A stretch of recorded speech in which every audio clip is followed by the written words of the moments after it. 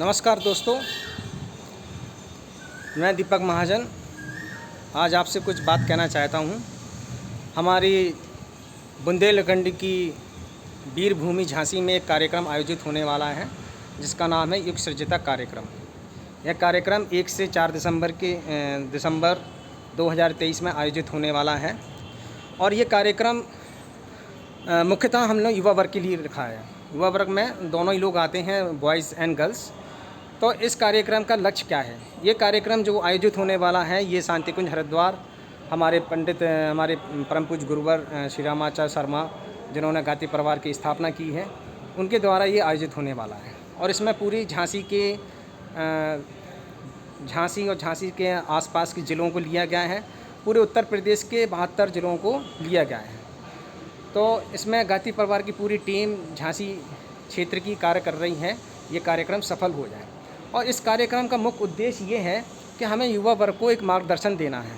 जब तक हमारे गुरुजी की ये कल्पना है कि अगर हमारे देश का युवा वर्ग एक श्रेष्ठ युवा वर्ग होगा तो हमारा श्रेष्ठ भारत का निर्माण होगा। क्योंकि कोई भी देश हो, चाहे वो अपना देश हो चाहे दूसरे देश हों, अगर उनके नागरिक श्रेष्ठ और संस्कारवान पीढ़ी नहीं होंगी तो वो देश अच्छा कभी नहीं बन सकता है। इसका बेस्ट एग्जाम्पल एक पाकिस्तान है, जहाँ पे संस्कारित लोग पैदा नहीं होते, वहाँ जन से ही आतंकवादी पैदा होते हैं और आतंकवाद को फैलाते हैं। और आज ये नतीजा है कि जो देश हमारे देश के लिए बुराई के गड्ढे खोदता रहा, आज वो देश उस दलदल में फंस चुका है। आज वो भीख के कगार पर है। तो हम लोगों को ये काम करना है कि हमें अपने देश में श्रेष्ठ भारत बनाने के लिए श्रेष्ठ युवा चाहिए हैं और श्रेष्ठ युवाओं के लिए हमारा ये कार्यक्रम आयोजित किया जा रहा है, जिसको हम इनको मार्गदर्शन देंगे, इनको संस्कारित करेंगे। गायत्री परिवार मिशन ने, परम पूज्य गुरुदेव ने 7 क्रांतियाँ घोषित की हैं। उन 7 क्रांतियों को आने वाली इनका सूत्रपात हो चुका है पूरे भारत देश में। बुंदेलखंड की धरती से भी बहुत बड़ी एक क्रांति शुरू होना है।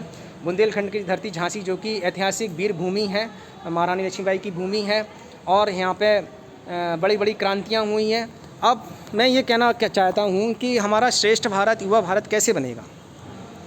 इसके लिए मित्रों, जो कुछ भी आज जो देश में हो रहा है, आज हमारे यशस्वी प्रधानमंत्री के नेतृत्व में बहुत अच्छे कार्य भी हो रहे हैं, बहुत अच्छे ऐतिहासिक निर्णय भी लिए गए हैं। जैसा कि उन्होंने कश्मीर बचाए, एक बहुत बड़ा ऐतिहासिक कार्य था, नहीं तो आज कश्मीर हमारा दुश्मन देश के हाथ में जा चुका होता। दूसरा सबसे बड़ी बात क्या है कि आज सबसे ज़्यादा भारत को डर है तो आतंकवाद से डर है।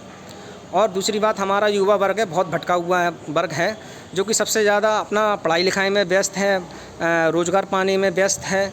दूसरी बात, सबसे ज़्यादा आज का हमारा युवा वर्ग है जो कि mobile, internet, WhatsApp, social media में ज़्यादा लिप्त है।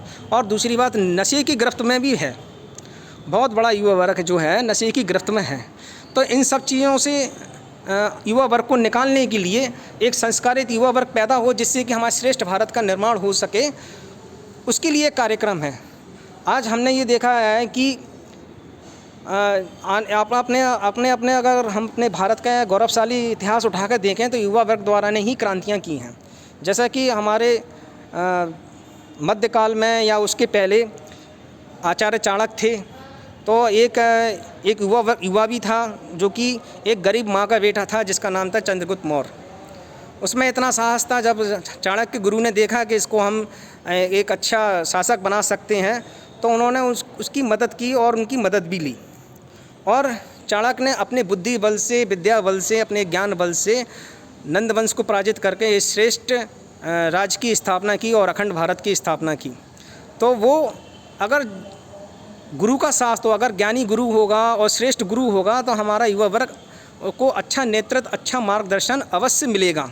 और इसके लिए हमारे साथ हमारे परम पूज्य गुरुदेव श्री रामाचार्य शर्मा हैं, जिन्होंने 80 वर्ष में बड़ा ही उन्होंने तपस्या से अपना जीवन जिया है और उन्होंने 7 क्रांतियाँ घोषित की हैं और 16 संस्कारों को जगाया है। जब तक युवा वर्ग संस्कारित नहीं होगा तब तक हमारा देश एक श्रेष्ठ देश नहीं बन सकता है। आपको जैसा कि जानते हैं कि अगर हम लोग अपने इतिहास में जाएं, गौरवपूर्ण इतिहास है, तो हमें इस देश को बहुत सशक्त और शक्तिशाली बनाने के लिए चरित्रवान लोगों की आवश्यकता है। ऐसे लोगों की आवश्यकता है जो कि ईमानदारी से कार्य करें।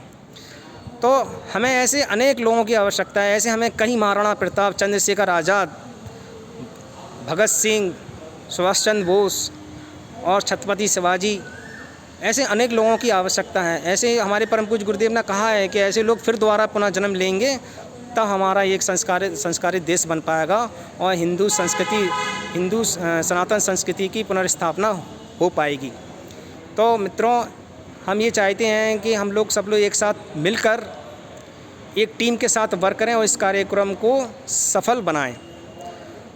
आज के बाद मेरा इतना ही है संबोधन आपको, और आने वाले समय में मैं अपने विचार प्रकट करता रहूँगा। धन्यवाद। जय हिंद, वंदे मातरम।